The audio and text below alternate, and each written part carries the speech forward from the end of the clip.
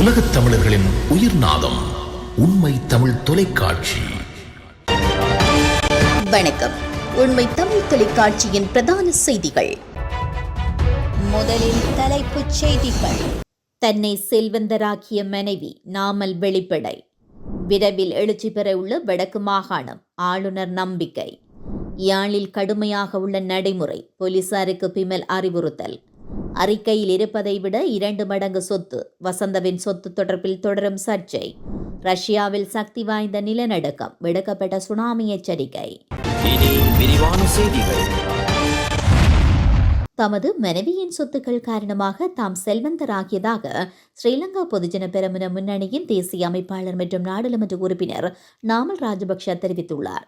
தனது மனைவியின் குடும்பத்தினர் தம்மை விடவும் மிகவும் செல்வந்தர்கள் என்றும் அவர்கள் நீண்ட காலமாக வியாபார நடவடிக்கைகளில் ஈடுபட்டு வருபவர்கள் என்றும் குறிப்பிட்டார். புண்ணியம் செய்தமையினால் மனைவியினூடாக அபிவிருத்தி அடைய கிட்டியது என்றும் அவர் கூறினார். தமக்கு எதிராக முறைப்பாடு செய்த மற்றும் குற்றச்சாட்டுகளை முன்வைத்த அமைச்சர்களின் சொத்துக்களுடனும் ஒப்பீடு செய்யும் போது இந்த விடயம் நியாயமானது என்றும் தெரிவித்தார்.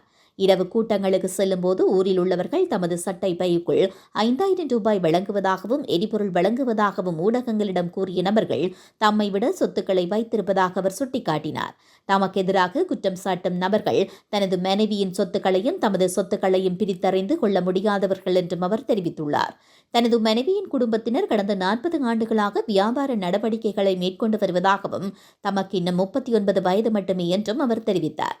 தாம் தமது பெற்றோரிடமிருந்து கிடைக்கப்பெற்ற சொத்துக்கள் உள்ளிட்ட அனைத்து விவரங்களையும் சொத்து விவரங்களில் உள்ளடக்கியுள்ளதாகவும் சட்டவிரோதமாக சொத்துக்களை கொள்வனவு செய்ததில்லை என்றும் மத்திய வங்கியினால் தடை செய்யப்பட்ட விடயங்களில் முதலீடு செய்ததில்லை என்றும் அவர் குறிப்பிட்டார்.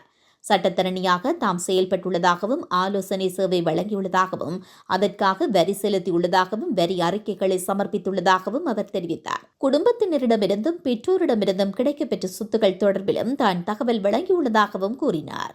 இந்த அரசாங்கத்தின் காலத்தில் வடக்கு மாகாணம் விரைவில் எழுச்சி பெற்ற மாகாணமாக மிளரும் என்று வடக்கு மாகாண ஆளுநர் வேதநாயகன் தெரிவித்துள்ளார். காரைநகர் சீனோர் படகு தளத்தின் புனரமைப்பை வடிவமைப்பு திட்ட நிகழ்வில் கலந்து கொண்டு கருத்து வெளியிடும் போதே அவர் இவ்வாறு கூறினார். நான் சிறுவனாக இருந்த காலத்தில் இந்த சினோர் நிறுவனத்தில் ஆயிரக்கணக்கானோர் பணியாற்றியதாக கேள்விப்பட்டிருக்கிறேன். அவ்வளவு தூரம் இந்த நிறுவனம் பிரபலியமாக இருந்தது. இன்று இதன் செயற்பாடுகளை மீள ஆரம்பிப்பது மகிழ்ச்சியாக உள்ளது. மீண்டும் இந்த நிறுவனம் முன்னோரை போன்று ஆயிரக்கணக்கானவர்களுக்கு வேலை வாய்ப்பை வழங்க வேண்டும். இந்த அரசாங்கம் வடக்கு மாகாணத்தில் பல்வேறு அபிவிருத்திகளை மேற்கொண்டு வருகிறது. அத்தோடு தொழிற்சாலைகளை மீள உருவாக்கி வருகிறது.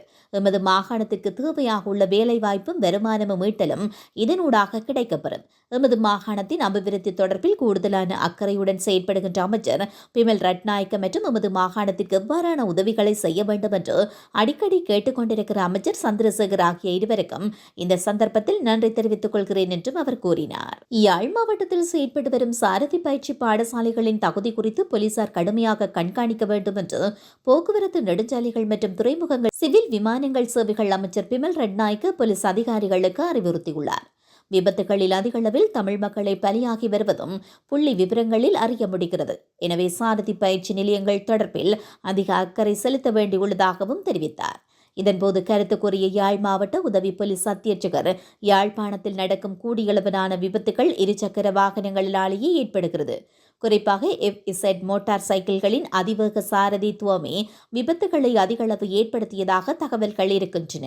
மேலும் பிரதான வீதிகளில் அதிவேகத்தில் பயணிக்கும் மோட்டார் சைக்கிள்கள் கிளை வீதிகளுக்கு திரும்பும் சந்தர்ப்பங்களிலும் கிளை வீதிகளிலிருந்து பிரதான வீதிகளுக்கு பிரவேசிக்கும் சந்தர்ப்பங்களிலும் தான் இந்த விபத்துகளும் மரணங்களும் சம்பவிக்கின்றன. விபத்துகளில் அதிகளவில் தமிழ் மக்களை பலியாகி வருவதும் புள்ளி விவரங்களில் அறிய முடிகிறது. எனவே சாரதி பயிற்சி தொடர்பில் அதிக அக்கறை செலுத்த வேண்டிய கட்டாயம் இருப்பதாகவும் அவர் சுட்டிக்காட்டினார். தம்புத்தேகமவில் உள்ள தனது வணிக கட்டடத்தின் மதிப்பு சொத்து பொறுப்பு அறிக்கையில் உள்ளதை விட 2 மடங்கு இருக்கலாம் என்று அமைச்சர் வசந்த சமரசிங்க தெரிவித்துள்ளார். அனுராதபுரத்தில் ஊடகங்களை சந்தித்து கருத்து வெளியிடும் போது அவர் மேற்கண்டவாறு கூறினார். தனது கட்டடத்திற்கு அடுத்துள்ள கட்டடம் மிக அதிக விலைக்கு விற்கப்பட உள்ளது என்றும் அதன்படி தனது கட்டடமும் அதிக மதிப்பை கொண்டிருக்கும் என்றும் அவர் கூறினார். தம்புத்தேகமவில் வசிக்கும் மக்கள் தங்கள் குடும்பத்தின் சொத்துக்கள் தொடர்பில் அறிந்திருப்பதாகவும் அவர் தெரிவித்தார். தான் பல்கலைக்கழகம் செல்லும் முன்னரே தனியார் வகுப்புகளை நடத்தியதாகவும் தங்கள் குடும்பத்திற்கு சொந்தமாக நிலம் இருப்பதாகவும் அவர் குறிப்பிட்டார். 2010, 2015, 2020 மற்றும் 2024 ஆண்டுகளிலேயே நாங்கள் சொத்துக்கள் மற்றும் பொறுப்புகள் தொடர்பான அறிக்கையை சமர்ப்பித்ததாகவும் அவர் கூறினார். மேலும் கடந்த காலங்களில் ஆட்சியில் இருந்தவர்கள் அவர்கள் செய்ததை தாம் செய்ததாக காட்ட முயற்சிக்கின்றனர் என்றும் அவர் சுட்டிக்காட்டினார். ரஷ்யாவின் தூரகிழக்கு கம்சட்கா பகுதியில் ஒரு வலுவான நிலநடுக்கம் ஏற்பட்டதை அடுத்து சுனாமி எச்சரிக்கை விடுக்கப்பட்டுள்ளதாக வெளிநாட்டு ஊடகங்கள் செய்தி வெளியிட்டுள்ளன. இந்த நிலநடுக்கம் இன்று அதிகாலை 7.8 ரெக்டர் அளவிலும் 10 கிலோமீட்டர் கடல் ஆழத்திலும் பதிவானதாக அமெரிக்க புவியியல் ஆய்வு மையம் குறிப்பிட்டுள்ளது. எனினும் இதைத் தொடர்ந்து 5.8 ரெக்டர் அளவு வரை தொடர்ச்சியான நிலநடுக்கங்கள் ஏற்பட்டதாக தெரிவிக்கப்பட்டுள்ளது.